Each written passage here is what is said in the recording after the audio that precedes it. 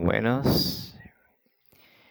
Estamos de nuevo con ustedes para seguir y continuando con la información bíblica, llevándoles a todos esta información. Esa es la idea. Hoy queremos hablar acerca de el juicio y por qué vas a ser juzgado. Esa es una de las cosas que queremos exponer hoy. Y quisiera darles un concepto acerca del juicio. Dice que es el conjunto de instancias en las que se pone a prueba la inocencia o la culpabilidad de una persona o de un grupo de personas frente a una figura de autoridad. Esto es lo que es un concepto de juicio. Pero para entrar en el tema, vamos a hablar acerca de Mateo capítulo 5, verso 21. ¿Y qué nos dice Mateo capítulo 5, verso 21? Dice así. Dice así: oísteis que fue dicho a los antiguos, no matarás, y cualquiera que matare será culpable de juicio, dice la Escritura.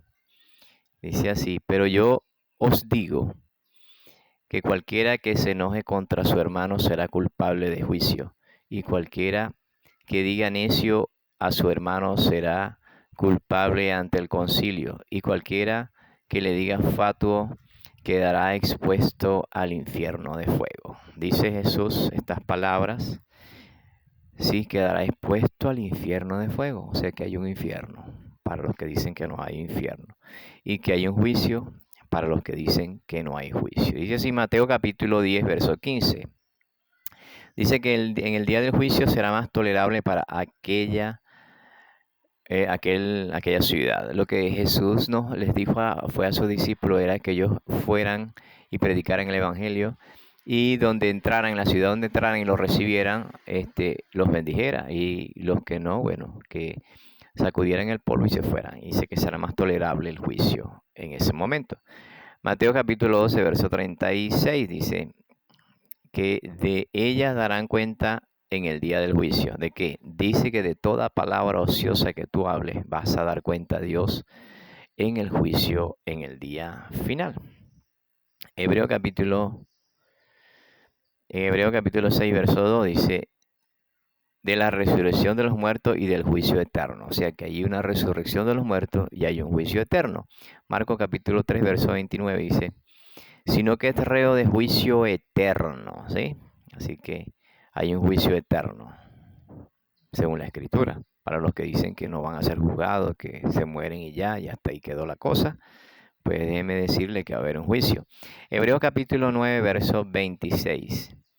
Y de la manera que está establecido para los hombres que mueran una sola vez y después el juicio, se muere una sola vez y después el juicio. Mueres una sola vez y después el juicio. ¿Cuál juicio si no hay juicio? Según lo que dicen los demás. Mueres y después el juicio, dice la Escritura. Jesús mismo diciendo que después que está establecido que mueran una vez y después el juicio. Ahora, segunda de Pedro capítulo 3, verso 10, verso 7.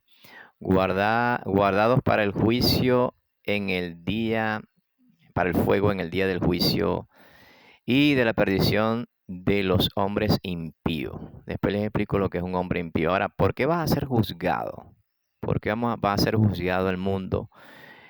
Y nosotros mismos, que dice la Escritura también que es necesario que el juicio comience por casa. Pero vamos a ver por qué vamos a ser juzgados. Porque tiene que haber alguna razón para que seamos juzgados, pero no vamos a ser juzgados por gusto.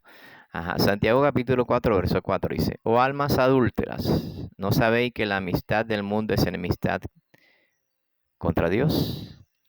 Cualquiera pues que quiera ser amigo del mundo se constituye enemigo de Dios. O sea que si yo me hago amigo del mundo, o soy muy amigo del mundo, o hago las cosas del mundo, practico modas y lo que sea del mundo, porque eso es ser del mundo, practicar modas y esas cosas, y hacer lo que el mundo hace, entonces yo me constituyo enemigo de Dios. Yo tengo que hacer lo que Dios quiere que haga, sus cosas, obedecer su mandamiento. Entonces, ¿por qué vamos a ser juzgados? Porque queremos parecernos al mundo, como está la iglesia hoy en día. Se parece mucho al mundo. No ama a nadie, no quiere a nadie, no ayuda a nadie, solo son ellos. Así que miren, Romanos capítulo 8, verso 7. Los designios de la carne son enemistad contra Dios. Los designios de la carne son enemistad contra Dios, los deseos. Romanos 8, 5. Porque los que son de la carne piensan en las cosas de la carne, pero los que son del Espíritu en las cosas del Espíritu.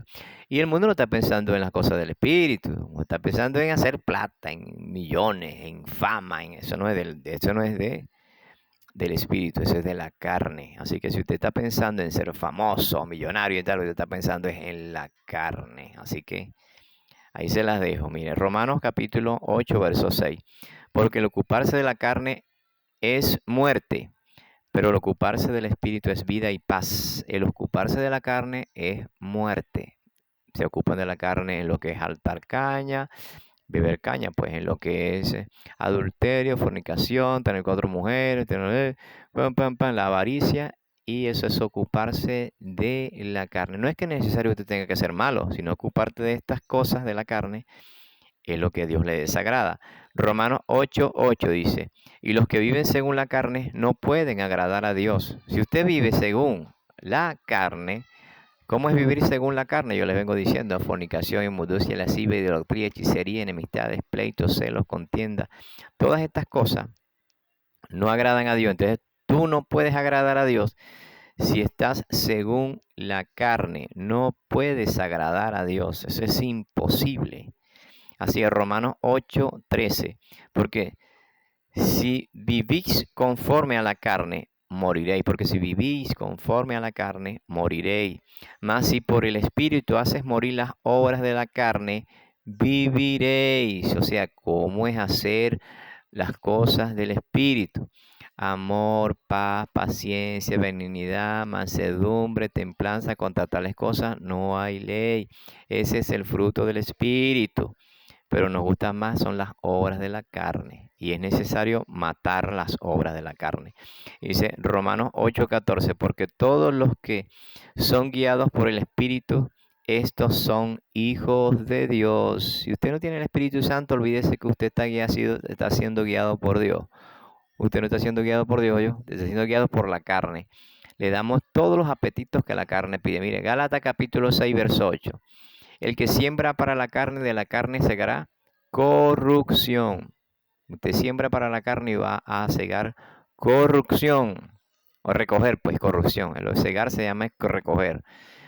Bueno, mire, seguimos con un poquito más del juicio. Mira, Apocalipsis capítulo 20, verso 11, 15. ¿Qué dice? Dice, y los muertos serán juzgados por lo que está escrito en los libros según sus obras. Y fueron juzgados cada uno según sus obras. O sea que tú, después que mueres, vas a ser juzgado. Este es Apocalipsis. Vas a ser juzgado según tus obras. Dice también en Apocalipsis, en ese mismo capítulo, que los libros se abrirán. Los libros. Y dice que después el libro de la vida se abrirá. Y el que no se halló inscrito en el libro de la vida será arrojado al lago de fuego, junto con el diablo y todos sus ángeles, ¿verdad? O demonios. Ve lo que dice otra vez. Y los muertos fueron juzgados por lo que estaba escrito en los libros. O sea que tu vida se escribe en un libro. Tu vida la están escribiendo conforme a cómo tú andas, cómo tú vas en la vida, lo que haces. Todo está escrito. ¿Por qué se hace esto? Porque viene un juicio, y el juicio lo va a hacer el Padre, pero ya no va a ser padre, sino va a ser juez en ese momento. Y entonces este juicio, él necesita evidencias de lo que tú hiciste. Si te van a juzgar terrenalmente, tiene que haber unas evidencias. Y las evidencias son las que dicen si eres inocente o eres culpable. O sea que Dios necesita las evidencias para no juzgarte injustamente. Y las evidencias son todo lo que tú haces en la vida, sea bueno o sea malo. Así que serás juzgado por tus obras, ¿sí? Dice que según sus obras. Cada uno según sus obras. Así que vemos lo que dice Salmo 9:8. Que dice Salmo 9, capítulo 9, verso 8. Y juzgará al mundo con justicia, con equidad, justicia, juicio sobre los pueblos. Será juzgado todos los pueblos. Salmo 96:13. Delante del Señor, porque Él viene a juzgar a la tierra. Juzgará al mundo con justicia, dice. Primera de Pedro, capítulo 4, verso 5. Pero ellos darán cuenta a aquel que está preparado para juzgar a los vivos y a los muertos. O sea que los vivos y los muertos seremos juzgados. Primera de Pedro, capítulo 4, verso 17. Porque es tiempo que el juicio comience por la casa de Dios. Y si primero comienza por nosotros, ¿cuál será el fin de aquel que no obedece al Evangelio de Dios? ¿Cuál será el fin de aquel que no obedece al Evangelio de Dios? Lo dice la Escritura. Primera de Pedro 4, 18 dice: si el justo con dificultad se salva, ¿dónde aparecerá el impío y el pecador? Fíjese que dice el impío y el pecador. O sea que no es lo mismo impío que pecador. No, porque el impío es aquel que no cree ni en la luz eléctrica. Es aquel que no cree en nada lo que es Dios. Es aquel que no cree en las religiones ni en nada. No cree en nada. Vamos a llamarlo, es un ateo. Aunque sea ateo, sigue creyendo en algo, pero él dice que no cree en nada. ¿Sí? Yo conozco mucha gente así que no cree en Cristo, que no cree en Dios, que eso es un mito, que si Cristo volviese otra vez, le caían a piedra otra vez. ¿Para qué va a venir? ¿Para que lo vuelvan a crucificar? Cristo no viene otra vez para que lo crucifiquen. Cristo viene a hacer justicia, a hacer juicio. Así que, ¿y dónde aparecerá el impío y pecador? Si el justo, que es el que tiene a Cristo en su corazón, se salva con dificultad, ¿dónde aparecerá el impío y el pecador? Ahora, una de las cosas que le quiero decir, ¿qué quieres hacer? ¿Es verdad el juicio? ¿Es mentira el juicio? ¿Qué nos dice la Escritura? ¿Qué acabamos de leer? Que el juicio es verdadero. Acabamos de leer que Dios va a hacer justicia, va a hacer juicio a todo lo que tú haces en la vida. Así que mi consejo para ti, que estás en el mundo haciendo lo que tú quieres, pensando que la vida es hacer lo que tú quieras, no. Tienes un dueño, ese dueño se llama Dios, tienes un Señor, ese Señor se llama Jesucristo, que dejó establecido reglas, normas para cumplir. Si tú no las haces, no cumples lo que está en la Escritura, entonces tú tendrás que obligatoriamente compadecer delante del tribunal de Dios. Así que, ¿cuál es mi consejo? Busca a Cristo, lee la Escritura, ve a una iglesia que te enseñen por lo menos lo básico y sigue estudiando las Escrituras para que vayas conociendo al Creador, a Dios, a Jesús y al Espíritu Santo. Es una de las cosas importantes que tenemos que hacer. Bueno, espero que les haya gustado esta, vamos a llamarla corto mensaje. Sí, espero que les haya gustado y venimos con otras informaciones también importantes. Así que Dios me los bendiga, Dios me les guarde y nos vemos para la próxima.